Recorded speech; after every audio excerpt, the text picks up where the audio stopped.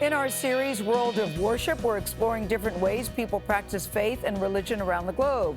Today, we're taking a look at one of the fastest growing religions in the world, the Baha'i faith. There are now more than 100,000 Baha'i communities worldwide. CBS This Morning's Saturday co-host, there she is, Dana Jacobson. Hey, Dana, recently visited one in Wilmette, Illinois. So the question is, Dana, what's the heart of this religion? Well, Gayle, the one word that we kept hearing to describe the Baha'i faith was unity.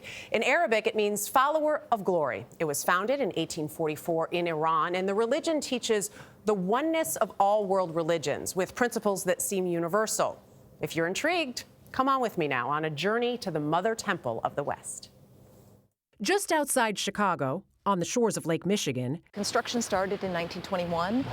Sits the oldest surviving Baha'i house of worship. Every Baha'i temple has 9 sides, 9 doors, 9 gardens, and fountains.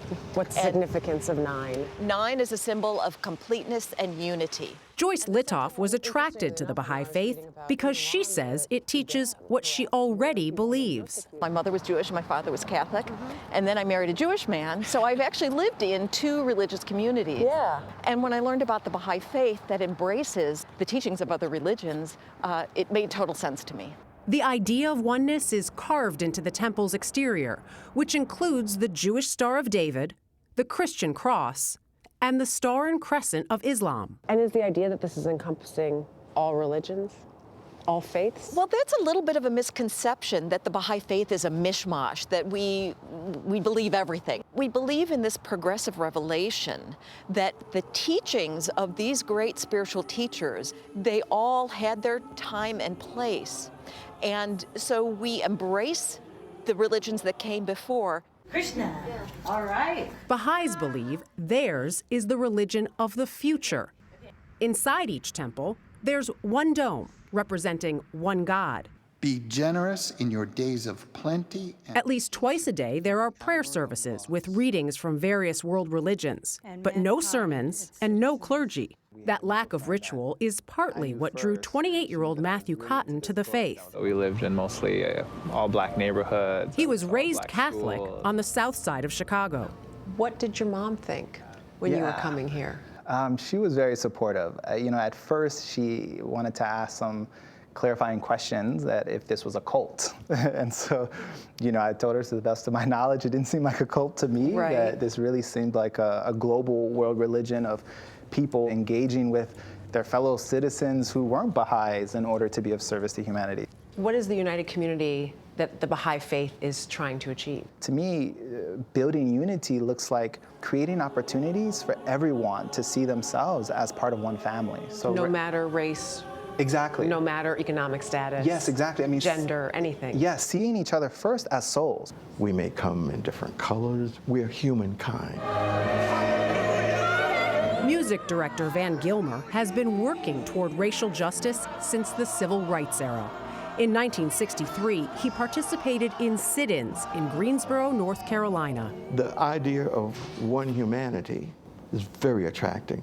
We talked about it in my church, but my church is African American. That church in Greensboro, North Carolina is still African American. All the churches in Greensboro, North Carolina are either one race or another race. We say and we believe one thing, but when it comes to what we're doing about it, if we're not showing it, if we're not working at it, practicing then those were the things that influenced me to become a Baha'i. Because there's no hierarchy in the religion, Baha'is around the world elect at least 9 people to represent them in their local spiritual assemblies. There are no ministers. So the burden is back on the individual to not only read the writings that the best thing in my sight is justice. Right. To be just, not to just read or have somebody talk about it to me, but try to figure out how I'm going to be just in the things that I do. A community working toward justice by focusing on practicing instead of preaching. Now, there are somewhere between 5 and 6 million Baha'is worldwide and about 177,000 here in the United States.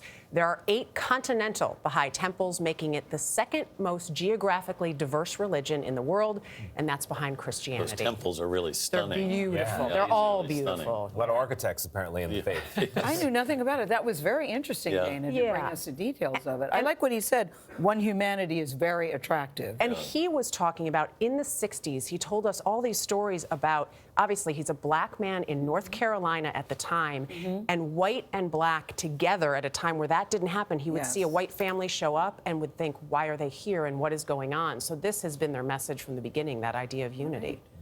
All right, Danny. Thank you very much.